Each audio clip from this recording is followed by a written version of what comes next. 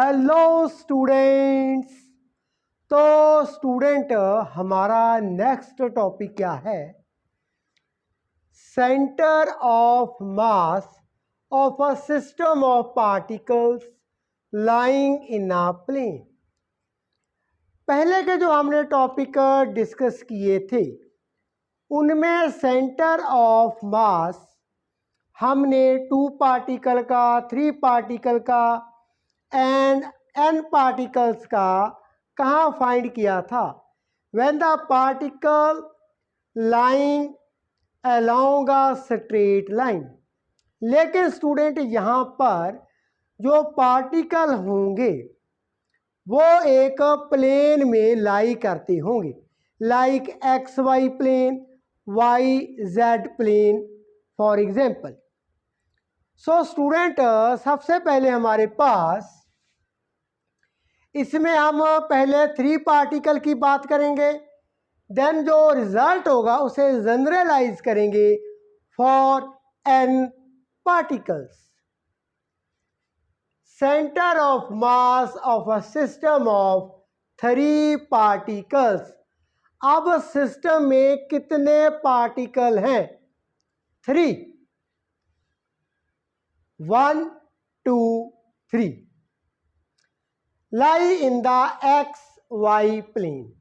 अब ये x Y plane में पड़े हुए हैं, 3 पार्टिकल हैं। आगे students, consider that 3 particles of masses m1 m2 and m3 lying at the points जिनके कोऑर्डिनेट क्या हैं? x1 y1, x2 y2 and x3 y3 respectively. Then center of mass of the system of these 3 particles lies at a point whose coordinates x, y are given by. तो student in तीनों particles का जिनका masses क्या है? m1 m2 m3।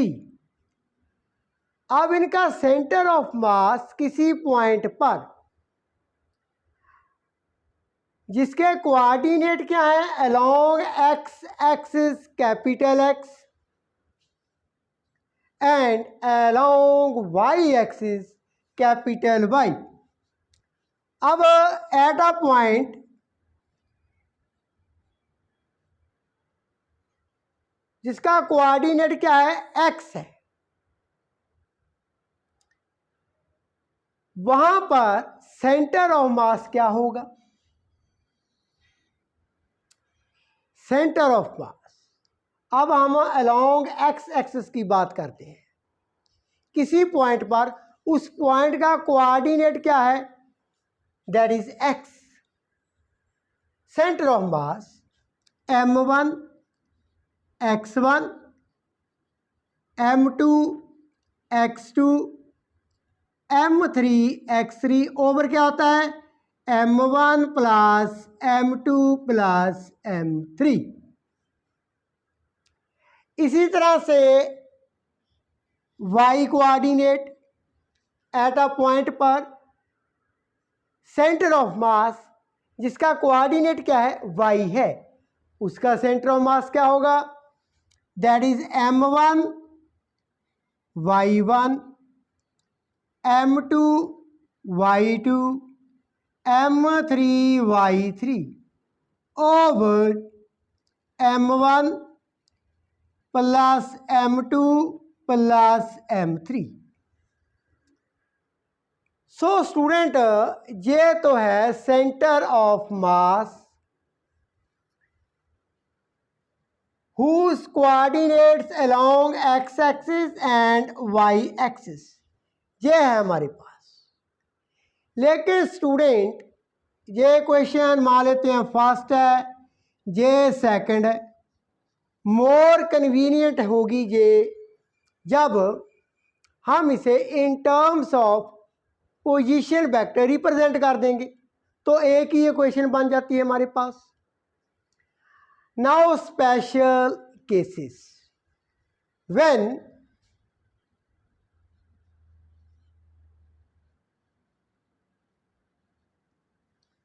m1 mass है जो equal to m2 equal to m3, सभी particles का मास सेम हो।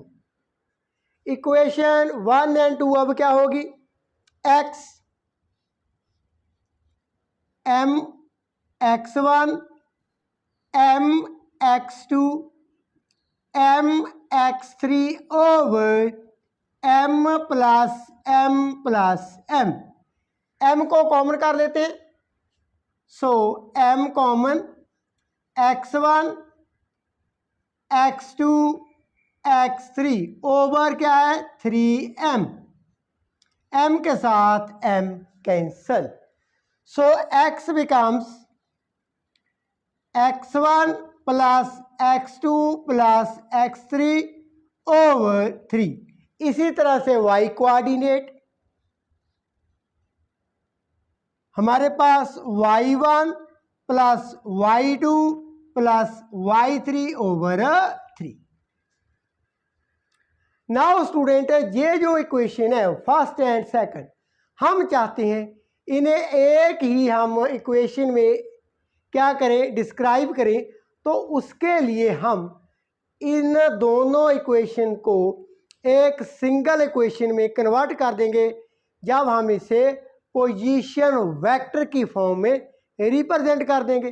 तो आइए इन दोनों इक्वेशंस को means centre of mass of 3 particles lying in the x Y plane, उन्हें हम पोजीशन वेक्टर की फॉर्म में रिप्रेजेंट कर लेते हैं। तो स्टूडेंट, अब हमारे पास 3 particles lying in the x Y plane, इनका सेंटर ऑफ मास मान लेते हैं फ्रॉम द ओरिजिन।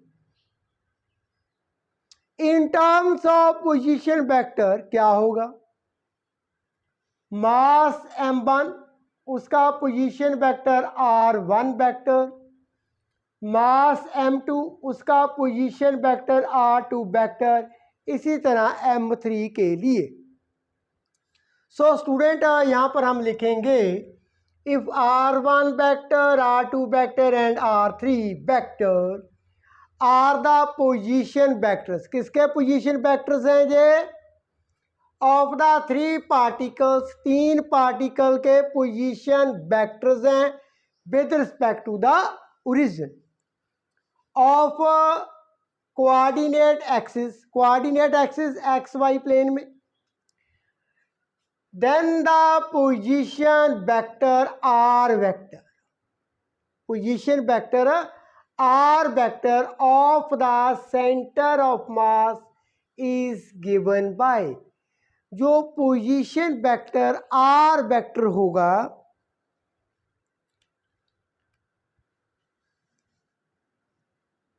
ये क्या है, R वेक्टर किसका पोजीशन वेक्टर है, इन सभी का हम सेंटर ऑफ मास, ये सिस्टम के 3 पार्टिकल हैं, किसी एक बिंदु पर मान लेंगे, उसका पोजीशन वेक्टर क्या है, दैट इज आर वेक्टर। तो क्या होता है फार्मूले के according, m1 r1 vector plus m2 r2 vector plus m3 r3 vector over m1 plus m2 plus m3। R vector position vector of the centre of मास,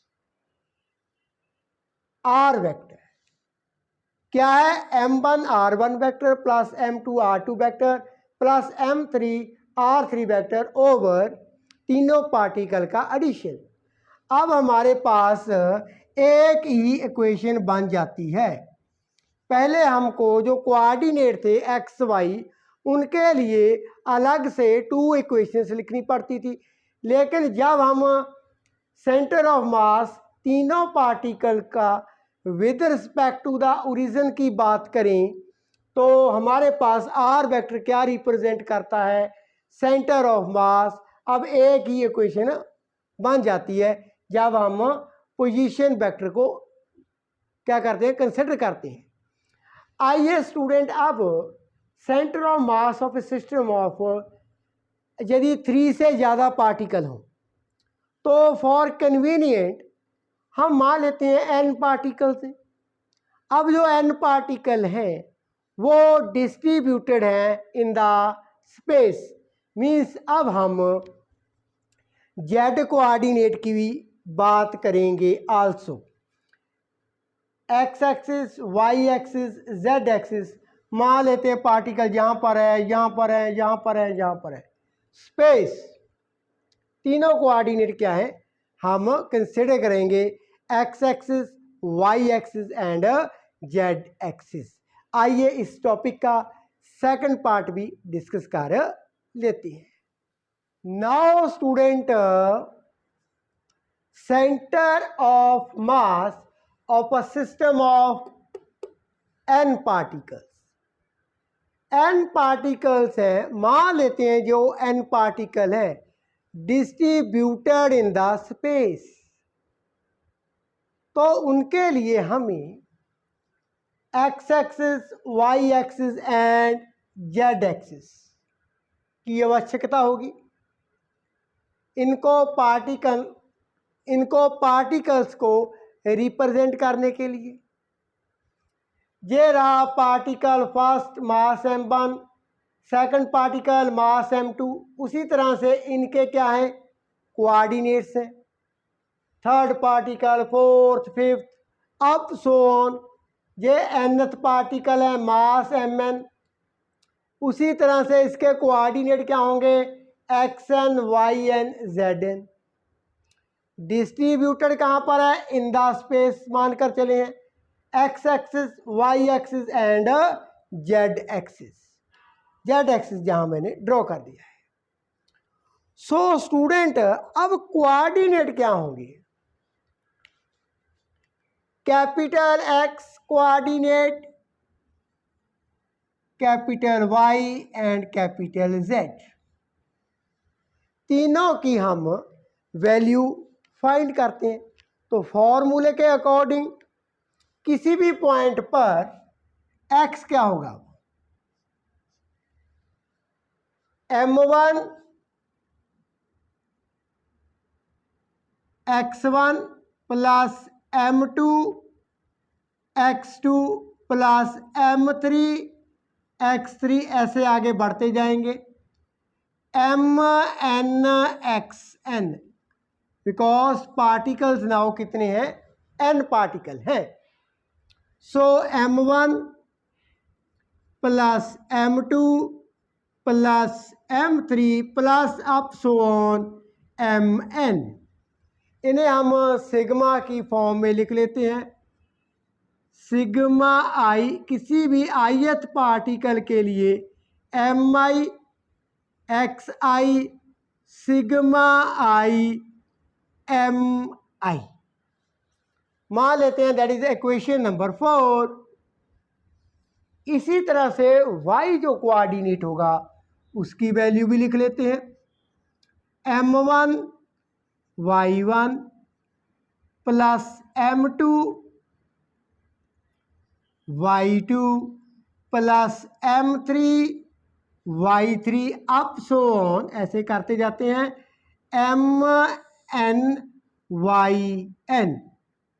अब denominator में सभी particle को जो मास है m1 plus m2 plus m3 plus up so on mn, इसे भी हम sigma की फॉर्म में लिख लेते हैं, sigma i mi over sigma i mi, इसे मान लेते हैं इक्वेशन नंबर 5। इसी तरह से अलोंग z एक्सिस, जो z एक्सिस के अलोंग कोऑर्डिनेट है, z की वैल्यू अब क्या होगी, m1 z1 plus m2 z2 plus M3Z3 plus MNZN over M1 plus M2 plus M3 plus up so on Mn।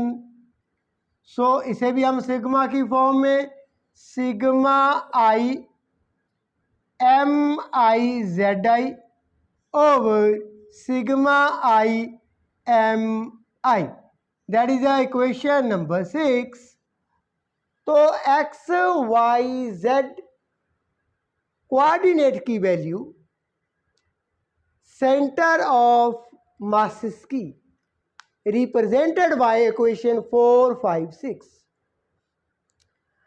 For convenience हम ये चाहेंगे जो इक्वेशन 4, 5, 6 है इसे हम एक ही इक्वेशन की फॉर्म में लिख दें, तो हमें आवश्यकता होगी जो सेंटर ऑफ मास है n पार्टिकल्स का, इन्हें हम रिप्रेजेंट कर लेंगे इन टर्म्स ऑफ पोजीशन वेक्टर। तो स्टूडेंट अब जितने भी पार्टिकल हैं उनको हम रिप्रेजेंट कर देते हैं उनकी पोजीशन को with the position vectors with respect to the origin. जैसे पहला पार्टिकल है उसका मास है m1 position vector r1 vector, दूसरा पार्टिकल है उसका मास m2 position vector r2 vector. इसी तरह से कॉन्टिन्यूली जो nth पार्टिकल है मास mn rn vector is the position vector. तो इन सभी का सेंटर ऑफ मास किसी एक बिंदु पर एक पॉइंट पर उसका position vector r vector with respect to origin, r vector capital R vector. So capital R vector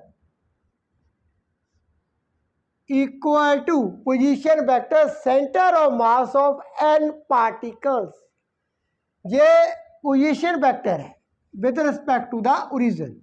सो यहाँ पर क्या होगा student, m1 r1 vector plus m2 r2 vector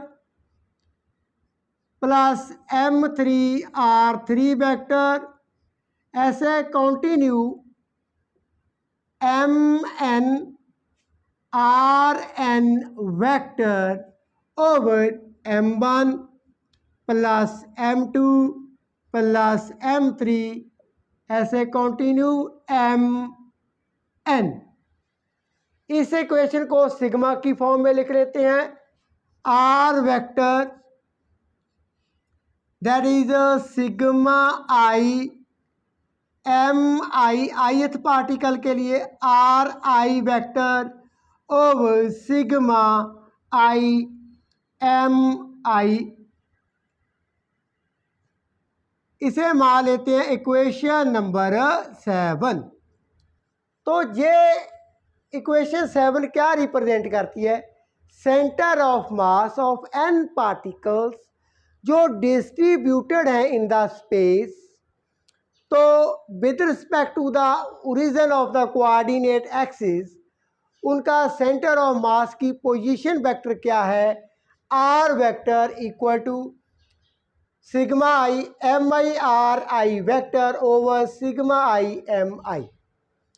now student centre of mass का जो topic है next interesting topic आने वाली video में डिस्कस किए जाएंगे इन डिटेल। यदि इस टॉपिक में any question you can ask me in the comment section. Thank you so much for watching.